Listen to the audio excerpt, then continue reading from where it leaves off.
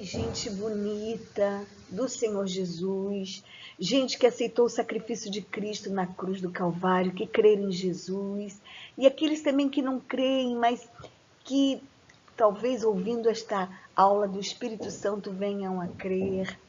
Em nome de Jesus, nós clamamos agora ao Espírito Santo de Deus, que nos capacite para entendermos a palavra do Senhor, do primeiro livro de Reis, do capítulo 12 ao capítulo 14, versículo 20, que fala sobre os reis Roboão e Jeroboão. Senhor Deus Todo-Poderoso, venha nos ensinar a Tua palavra, venha dar aula para nós. Somos estudantes da Tua palavra, famintos pela Tua palavra.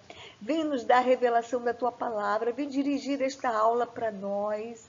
Não somos nada, somos criança, não sabemos orar como convém, não sabemos nos portar. Nos ajude, Senhor. Queremos aprender a Tua palavra com temor e tremor, querendo verdadeiramente que o Senhor Jesus cresça e a gente diminua, Senhor.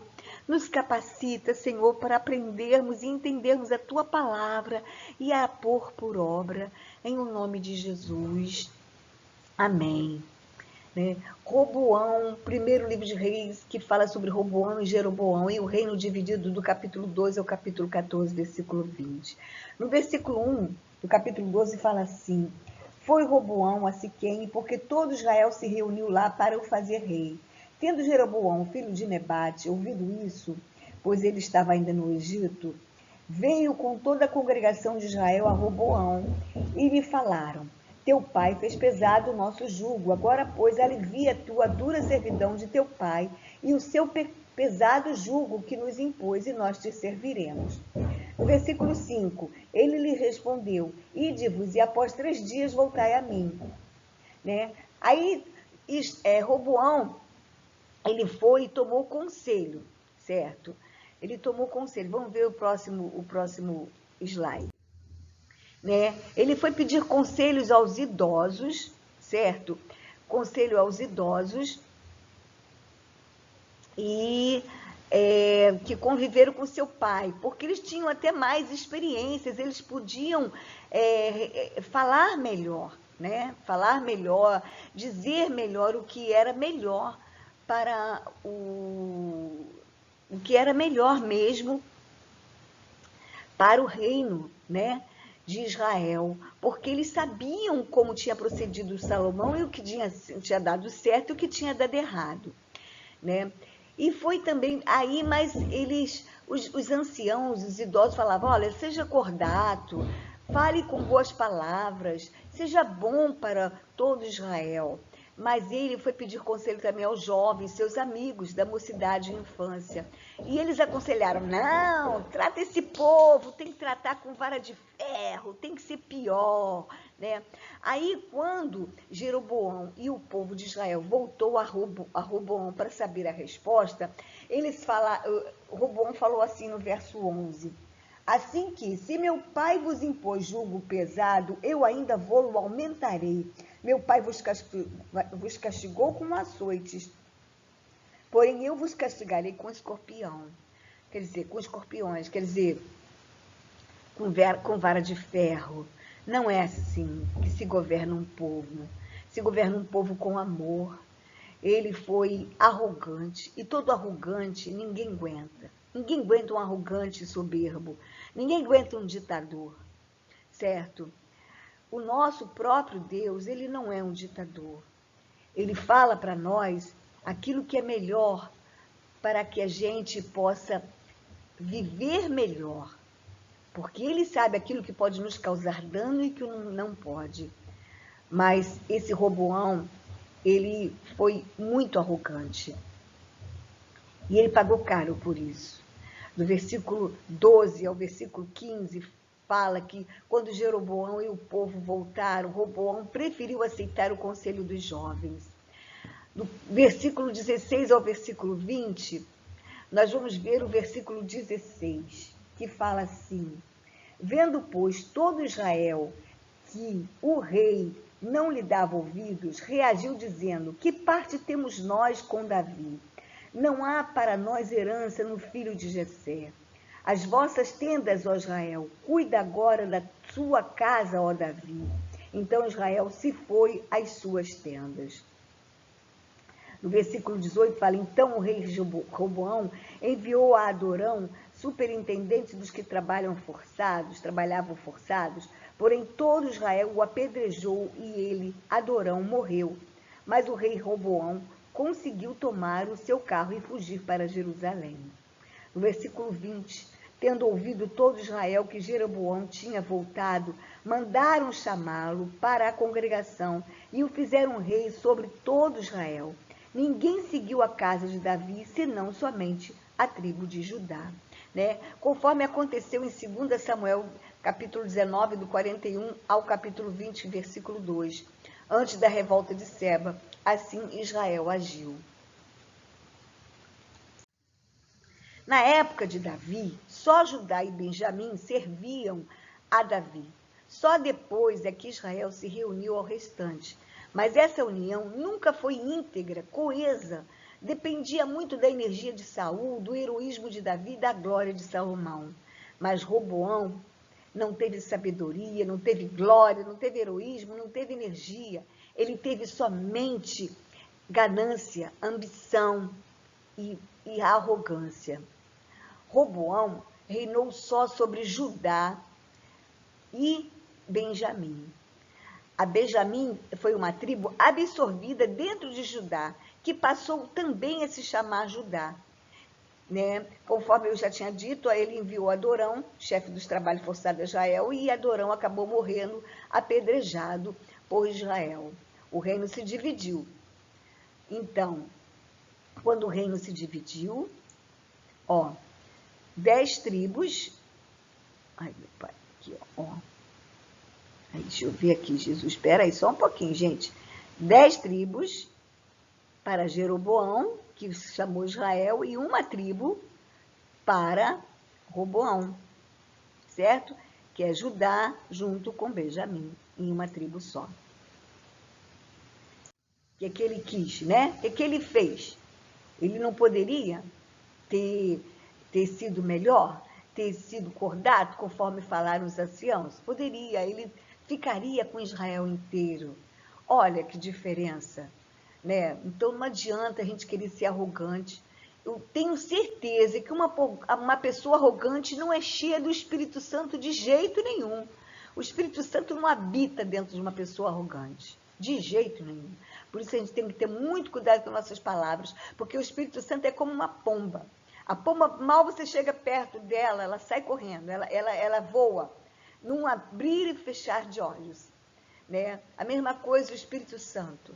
Não podemos ser arrogantes, não podemos nos achar, sermos soberbos. O Espírito Santo não mora dentro de uma pessoa soberba e arrogante, de jeito nenhum. No capítulo 12, ainda do versículo 21 ao 24, né? Do 21 ao 24. Vindo, pois, Roboão a Jerusalém, reuniu toda a casa de Judá e tribo de Benjamim, 180 homens escolhidos, destros para a guerra, para pelejar contra a casa de Israel, a fim de restituir o reino a Roboão, filho de Salomão. Porém veio a palavra do Senhor a Semaías, homem de Deus, dizendo: fala a Roboão, filho de Salomão, rei de Judá, e a toda a casa de Judá e Benjamim, e ao resto do povo, dizendo: assim diz o Senhor, não subireis, nem pelejareis contra vossos irmãos, os filhos de Israel. Cada um volte para a sua casa, porque eu é que fiz isto. E obedecendo eles a palavra do Senhor, voltaram como este lhes ordenara. Semaías era um profeta que também foi responsável por registros genealógicos, que lhes avisou dizendo que o Senhor é que tinha feito isso. Então eles obedeceram. Ainda bem que Roboão e o povo obedeceram mais a mensagem divina do que as suas próprias aspirações políticas. Nisso, agiram muito bem. Nisso, eles agiram muito bem. No versículo 25 ao 33, ler o 27. Jeroboão teve medo de perder o reino de Israel, se eles fossem em Jerusalém, adorar a Deus e sacrificar na casa do Senhor. Vamos ver o versículo 27? Então Jeroboão pensou assim: se este povo subir para fazer sacrifícios na casa do Senhor em Jerusalém, o coração dele se tornará ao seu senhor, a Roboão, rei de Judá, e me matarão e tornarão ele ao rei de Judá. Né? Pelo que, no versículo 28, pelo que o rei, tendo tomado conselhos, fez 2 bezerros de ouro e disse ao povo: basta de subirdes a Jerusalém. Veis aqui os teus deuses, ó Israel, que te fizeram subir da terra do Egito. Ô Jesus, veja bem, né? Poderia ficar livre disso, né? Por isso, Jeroboão fez 2 bezerros de ouro e colocou-os, um em Betel, o outro em Dan, né? Norte e sul, Betel, norte e sul. E disse a Israel que aqueles eram os deuses que fizeram subir do Egito. Ele fez também santuários e constituiu sacerdotes que não eram da casa de Levi. Escolheu a seu bel prazer o 15º dia do 8º mês para fazer uma festa simbolizando a festa dos tabernáculos, para sacrificar aos bezerros que fez e lhes queimar incenso. Oh, Jesus Cristo, tem misericórdia. Começou todo errado. Ele poderia ter dado certo, porque se ele ouvisse a voz do Senhor, que o Senhor Jesus falou para ele, que o Senhor Deus falou para ele: se você andar como Davi, você reinará para sempre. Isso foi pela própria conveniência. Essa festa, esses bezerros. Betel era um lugar sagrado a Deus. Betel era sagrado a Deus. Abraão edificou um altar. Em Betel, Abraão edificou um altar. O primeiro altar. Jacó teve uma visão de Deus. A arca da aliança ali permaneceu na época dos juízes. E Samuel usou Betel para atividades judiciárias. Então, Betel era sagrado, ele botou logo bezerros de ouro em Betel. Ele queria avacalhar, ao invés de ajudar. Ele ficou com medo de perder Israel. Ele ficou com medo e fez tudo errado do que Deus disse. Ele não confiou em Deus, sendo judeu. Ele não era judeu, ele era israelita, povo de Deus, mas não confiou no Senhor. Ele era da tribo de Efraim, gente. Deixa eu ver se é isso mesmo, da tribo de Efraim. Quer ver? Eu vou ver aqui, ó.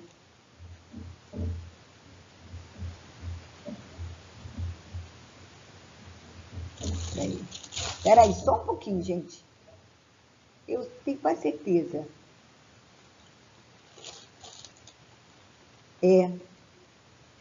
Efraimita, isso mesmo. No versículo 26 do capítulo 11, fala assim: Jeroboão, filho de Nebate, efraimita, de Zereda. Quer dizer, ele era efraimita. Ele não podia agir desta forma. Não podia. No capítulo 13, do versículo 1 a 10. No versículo 1 fala assim: eis que, por ordem do Senhor, veio de Judá a Betel um homem de Deus a Jeroboão, que estava no altar, para queimar incenso. Clamou, no versículo 2, clamou o profeta contra o altar, por ordem do Senhor, e disse: altar, altar, assim diz o Senhor, eis que um filho nascerá à casa de Davi, cujo nome será Josias, o qual sacrificará sobre ti os sacerdotes dos altos que queimam sobre ti incenso, e ossos humanos se queimarão sobre ti.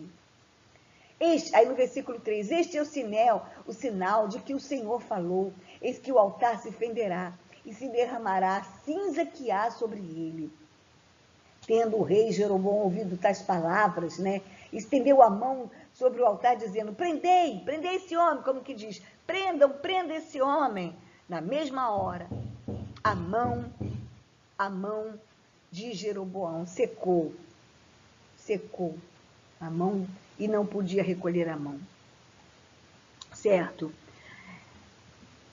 Meu Deus do céu, Deus tem sempre mensageiros. Deus tem sempre mensageiros que não são famosos, porque muitos, Deus só fala homem de Deus, profeta, né? Mas esses não famosos, eles se preocupam mais em falar a mensagem do Senhor, sem querer aparecer. Uma curiosidade é que os hebreus dão aos livros de Josué, Juízes, 1º e 2º Samuel e 1º e 2º Reis, o nome de profetas anteriores. E profetas posteriores, peraí, só um pouquinho, profetas posteriores, os que têm suas profecias registradas pelos seus nomes. Vamos ler o verso 2, eu já li, né, o verso 2, que esse Josias é o rei Josias, que governou em 621 a.C. Essa profecia sobre o rei Josias foi pronunciada 3 séculos antes. O profeta de Deus disse que o altar se fenderia e Jeroboão estendeu a mão para o mandar prender e a sua mão secou. O altar realmente se fendeu, a cinza se derramou e Jeroboão implorou ao homem de Deus para orar por ele e o curar. E assim aconteceu.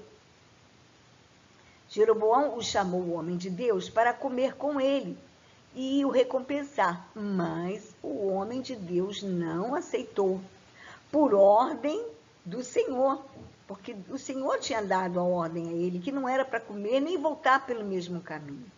Do versículo 11 ao 32 do capítulo 13, aí veio um profeta velho. Não vamos lá ver o versículo 11. Morava em Betel um profeta velho. Vieram seus filhos e lhe contaram tudo que o homem de Deus fizera aquele dia em Betel. As palavras que disseram ao rei, contaram-nas a seu pai. Aí o seu pai perguntou assim, por que caminho que ele foi? Aí falaram para ele. Então ele mandou abordar um jumento para achar o homem de Deus e o achou debaixo de um carvalho. O profeta velho o convenceu a voltar com ele e a comer pão, mentindo que foi Deus que ordenou. Tendo o homem de Deus feito isso, o Senhor mandou que o profeta velho lhe dissesse que seu cadáver não seria sepultado com seus pais. No caminho de volta, um leão matou o homem de Deus, mas não o comeu. Vamos ler os versos 26 a 28. 26. Ouvindo o profeta que o fizera voltar do caminho desse, antes disso, antes de eu ler esses versículos, desculpa, gente, mas antes de ler esses versículos, eu vou ler do versículo 17 ao 20, que fala assim, quando o profeta velho encontrou o homem de Deus, falou assim, vem comigo, vamos comer pão lá em casa. Aí o profeta, o homem de Deus, falou assim, não posso voltar, né? Porque me foi dito pela palavra do Senhor, ali não comerás pão, nem beber água, nem voltarás pelo caminho por que foste. Tomou-lhe ele também, aí o falso profeta falou, eu também sou homem de Deus como tu, sou profeta. E um anjo me falou que por ordem do Senhor, dizendo, faze-o voltar contigo à tua casa, para que coma pão e beba água. Porém, mentiu-lhe. O profeta era um falso profeta. Ele sabia que estava mentindo e mentiu para o homem de Deus. Por que ele fez isso? Foi instigado por Satanás, só pode. Porque muitas vezes, gente, Satanás fala na nossa mente, nos nossos ouvidos. Satanás não pode ouvir os nossos pensamentos, mas ele pode falar aos nossos ouvidos e nós, se a gente não estiver vigiando, pode entender que é a voz de Deus. Mas se a voz de Deus estiver contra a palavra do Senhor, então não é a voz de Deus. Se aquela voz que vier no nosso coração estiver contra a palavra do Senhor, não estiver em linha com a palavra, então não é a voz de Deus. Certo? Só que quando esse profeta velho chegou até o homem de Deus e disse, vamos voltar a comer pão comigo? Aí o homem de Deus falou, não posso, porque o Senhor me deu ordem para que eu não comesse. O que o profeta velho tinha que fazer?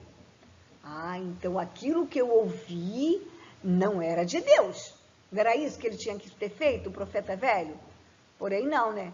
Ele falou, não, foi o Senhor que ordenou. Quer dizer, mentiu para o homem de Deus.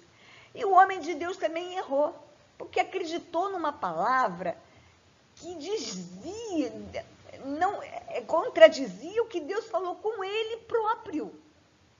Contradizia.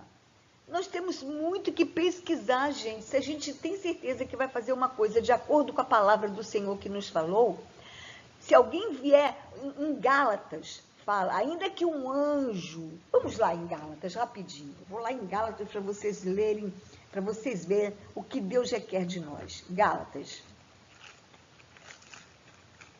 Gálatas fala assim, ó.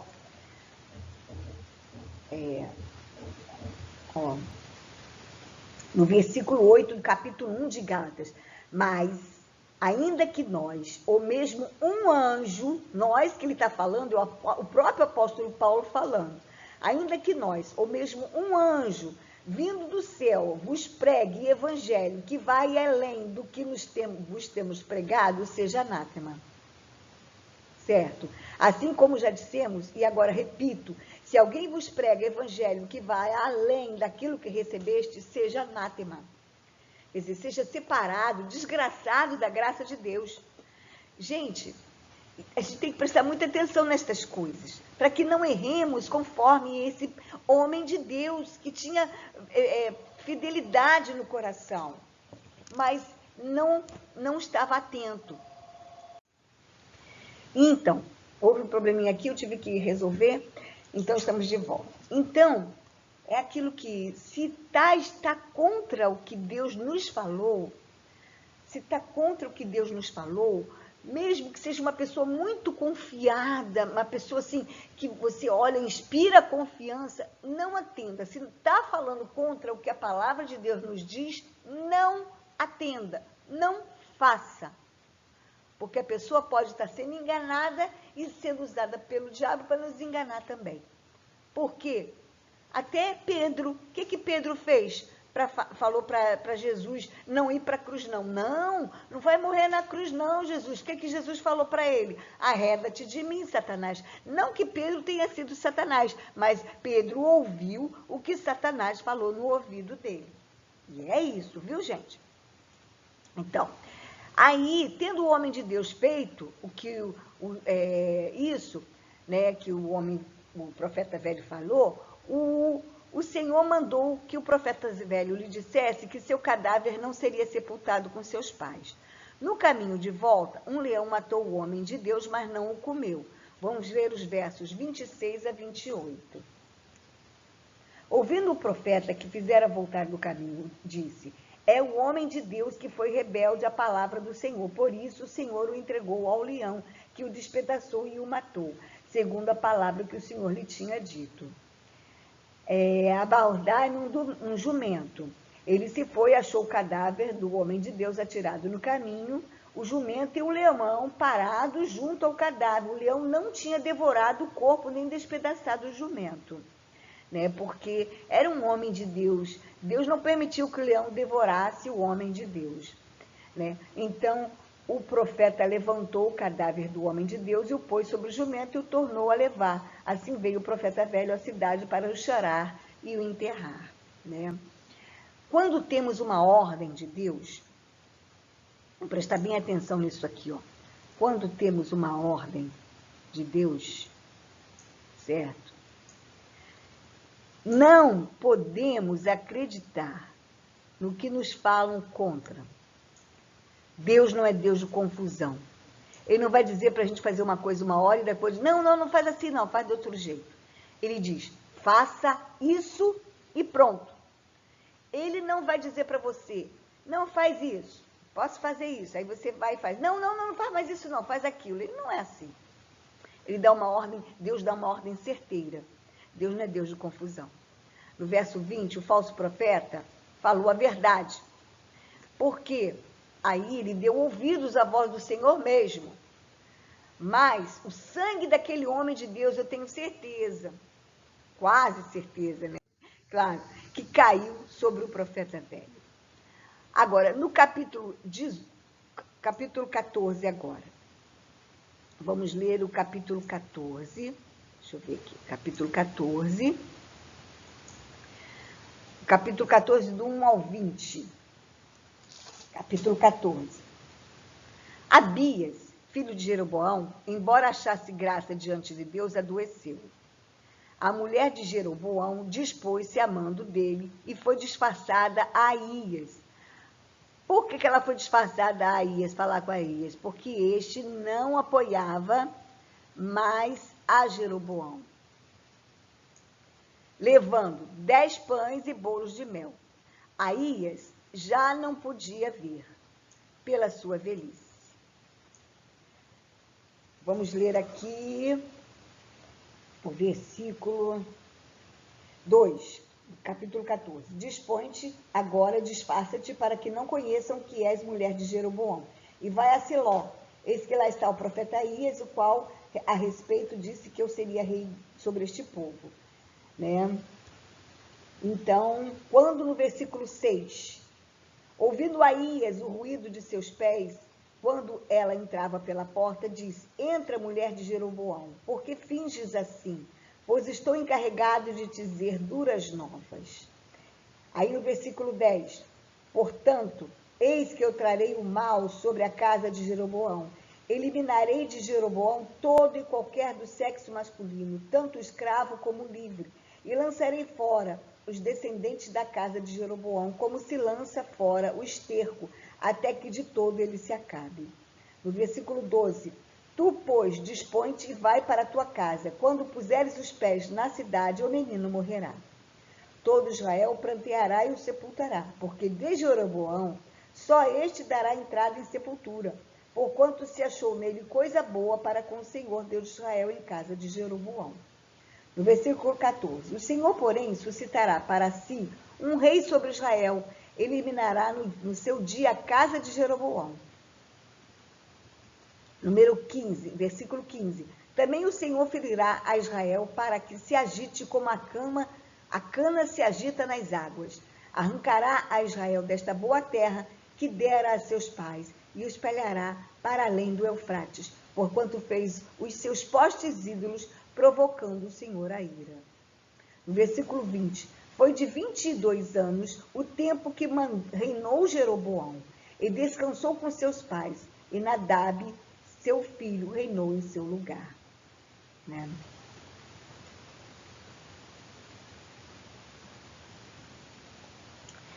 O seguinte, o Senhor revela a verdade aos seus fiéis.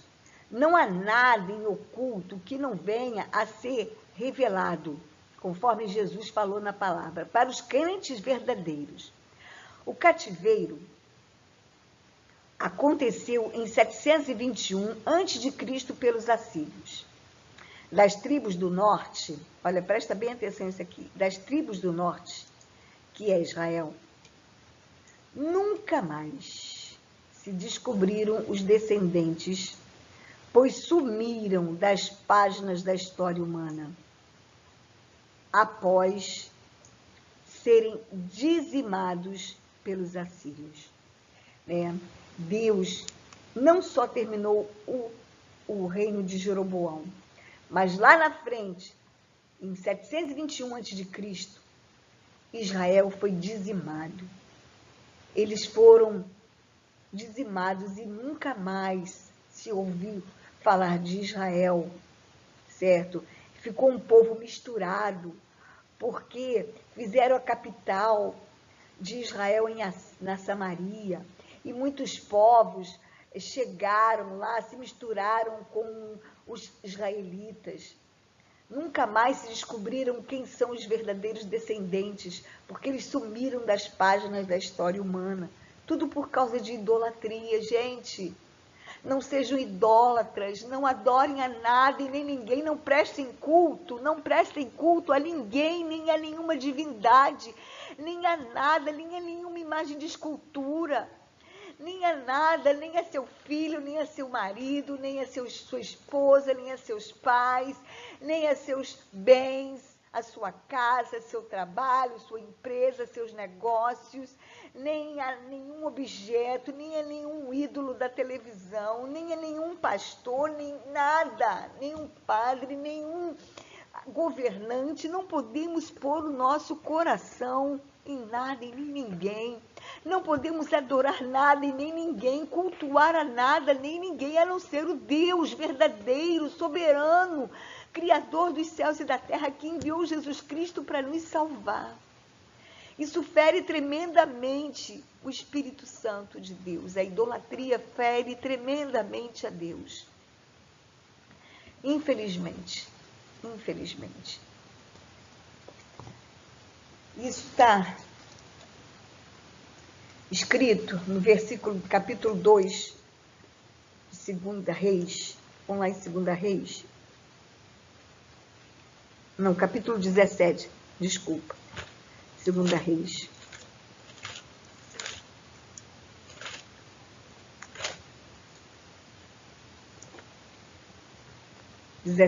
Do 3 ao 6.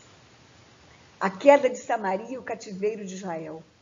Contra ele subiu Salmaneser, rei da Assíria. Oséias ficou sendo servo dele e lhe pagava tributo.